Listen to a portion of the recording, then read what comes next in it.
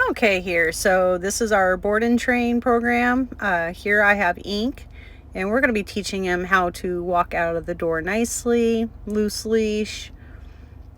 This is my son taking footage. This is a family environment, so we don't have any special equipment, fancy equipment. This is just us training dogs, having a good time. So I use treats, use positive reinforcement. Want to make sure that your leash is loose in your hand. Whatever the owners want to use, I will teach the dog how to properly use it. Right here, we're going to make sure that we step away from that little hole there. Right now, Ink is using a small little prong collar, and some owners don't like it, some owners do. My goal is to make sure that the dogs are properly trained on it. And then anytime that he looks up at me and checks in, I give him a little reward. He wants to kind of go and sniff. And then we do an about turn. Right here, Ink is like coming up to my son. Hey, how come you're not going out? Where's my treat? So give him a little reward. Happy dog, happy. Walking, loose leash. Not that big of a deal. We do this a couple of times a day. They get one walk in the morning and then a nice walk in the afternoon. Give him some loves, making sure that he's got high spirits. We don't want to change their demeanor or their spirit. We want to make sure that they have...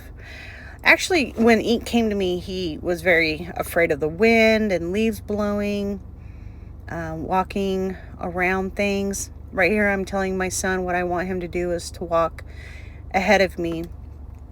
So this way, you guys can see,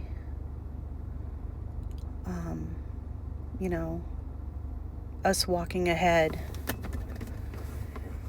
And you want to make sure that the loop of the leash is around your thumb, not around your wrist, not wrapped around your hand. And you want to make sure that the treats are on the left side where the dog is. So this way, if I have to grab a treat and lure the dog into a heel position and loop them around, just like this, loop them around,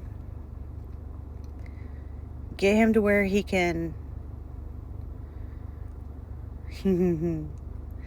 get him to where he can position himself next to me around some good distractions. Now right here, I'm going to kind of throw in a little confusion, and that's okay. We need a little confusion, a little bit of threshold. Right here, I'm going to tell him to sit and stay. And if he gets up, that's okay. I'm just going to interrupt his motion right here. Just told him to sit.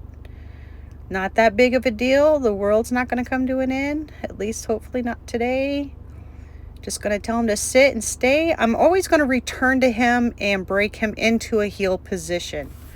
I'm not going to release him using the word okay. That's a big mistake.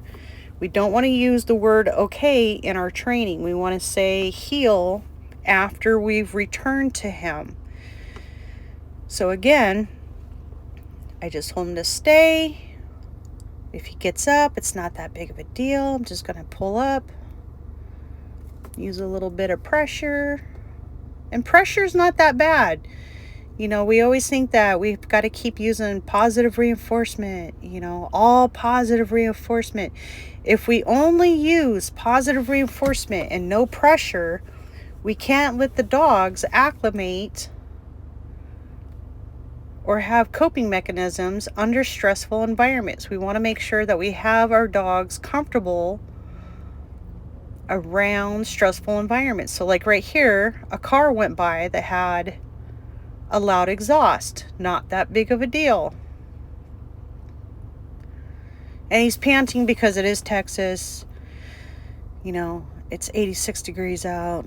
It's not that big of a deal. Right here, I was just telling my son what we're going to do when we walk in. So I've got my son prepared. I've got my dog prepared. We're going to end our walking exercise Don't mind my messy garage. Then we're going to come to a stop at the door. Make the dog sit. We don't want the dog to just come rushing in, but I also don't want to just have the dog come walking in second. I don't mind the dogs walking in with me or even ahead of me, which is perfectly fine. Then I like to put the dog on a downstay, nice and relaxed.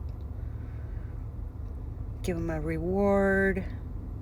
Let him know he did a good job. And in my board and train, I do this like 2 or 3 times. One in the morning after the kids go to school. So he got up and all I had to do was just tell him to down. I do a quick one in the afternoon and then one in the evening. So when the dogs live with us, they go through real life training. So I get to do my favorite chore, which is the 5 loads of laundry while the dog is on a downstay, which I have other videos of. Let the dog relax, nice and calm. Always go to them. Sometimes they fall asleep, but right now we're just doing a quick little video. And then I remove the dog using a leash, walk him over to his bed. And right now his bedding is in the washer.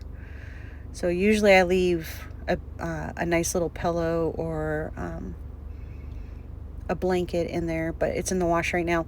And I usually, actually not usually, I always remove